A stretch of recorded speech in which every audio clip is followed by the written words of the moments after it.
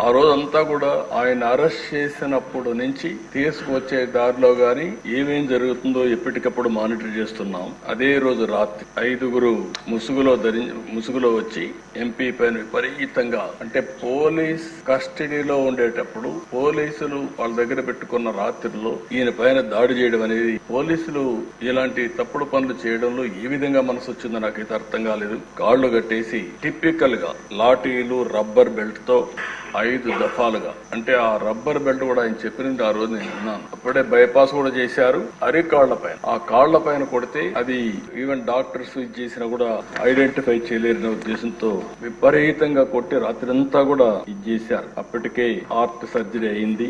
గుండె మామూలుగా సర్జరీ అయినప్పుడు కొంచెం ఇబ్బందులు కూడా ఉంటాయి. అలాంటిది మంచం మీద ఎక్కి రొమ్ముల పైన కూడా ఎక్కి విపరీతంగా కొట్టి తీవ్రంగా హింసించారు. వాళ్ళు హింసించిన విధానం మీరు చూస్తే ఎక్కడికక్కడ మంచం కోళ్లు కూడా కింద నుండే కాళ్లు కూడా ఇరిగిపోయే పరిస్థితికి వచ్చాయి. మామూలుగా అక్కడ సిఆర్పిఎఫ్ సెక్యూరిటీ ఉంటుంది. అలాంటి సిఆర్పిఎఫ్ సెక్యూరిటీ లేకుండా పంపించేశారు. రాత్రంతా తీవ్రంగా హింసించారు. తీవ్రమైన బూతులు తిట్టారు.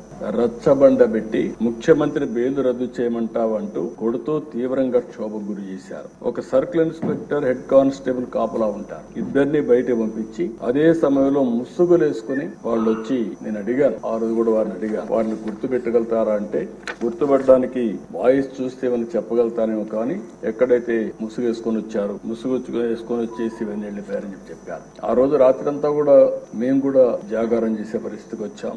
మొదటి రోజు సాయంత్రం వరకు ఉదయం తీసుకురాలేదు, కోర్టులో ప్రొడ్యూస్ చేయలేదు. ఎందుకు ప్రొడ్యూస్ చేయలేదని మేము వాకప్ చేస్తామంటే, ఇప్పుడు వస్తారు అప్పుడు వస్తారని చెప్పి కాలయాపన చేశారు. సాయంత్రం వరకు డిలే చేశారు. అంటే రాత్రంతా హింసించారు కాబట్టి ఆ దెబ్బలు కొంత నొప్పులు తగ్గిన తర్వాత ఐడెంటిఫై చేయకుండా ఈయన నడవను కూడా నడవలేని పరిస్థితిలో ఉంటే కొంత సమయం ఇస్తే నడుస్తాడనే ఉద్దేశంతో ఆ రోజు 5 గంటలకు గుంటూరు కోర్టులో హాజరుపరిచారు. అప్పటికే మేము చూస్తున్నాం, టీవీలో వస్తా ఉంటే అవి కూడా వాచ్ చేస్తాం. మనిషి కుంటూ నడుస్తాం, అంటే ఏదో జరిగింది అనేది వాచ్ చేసుకుంటూ ఉన్నాం. అక్కడి నుంచి ఎప్పటికప్పుడు మేము ఏం చేయాలనో లాయర్స్ తో మాట్లాడుకుంటూ వచ్చాం. మళ్ళీ వాళ్ళు వారే వచ్చి చెప్పింది, కస్టడీలో కొట్టిన విషయం కోర్టులో చెప్తే ఈ రాత్రికి మళ్ళీ మా కస్టడీకి వస్తావు, అక్కడ చంపేస్తామని బెదిరించారు.